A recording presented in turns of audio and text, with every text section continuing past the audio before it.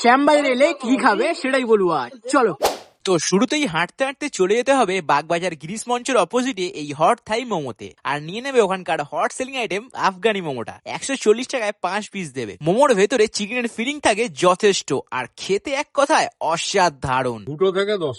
এরপর সন্ধ্যে নামলে যদি একটু ভাজাভুজি খেতে ইচ্ছা হয় তাহলে তো নেতাজি সুভাষচন্দ্র বোসের অতি প্রিয় তেলে ভাজার দোকান এই লক্ষ্মীনারায়ণ সাউ অ্যান্ড সন্স আছেই। ওখানে চপের অনেক অপশনে ভিড়ে নিয়ে নেবে আমের চপ, নারকেলের চপ আর চিজ চপটা। সব কটার দামই ওই 10 থেকে 20 টাকার মধ্যে। আমের চপটা একটু টক মিষ্টি খেতে হলেও নারকেলের চপটা খেতে বেশ ভালো লাগবে। কিন্তু ওনাদের আসল গেম চেঞ্জার এই চিজ চপটা, এটা খেতে সত্যি দারুণ। আর যেহেতু এটা নেতাজির ফেভারিট চপের দোকান ছিল, তাই এখানে আজও নেতাজির জন্মদিন উপলক্ষে ফ্রিতে তেলে ভাজা খাওয়ানো হয়। ওপেন হয় সকাল 7টা, ক্লোজ হয় রাত 10টা। এবার আরেকটু এগিয়েই বাগবাজার বাটার মোড়েই দেখতে পাবে ছোলে ভাটুরে, মিস ভাটুরে।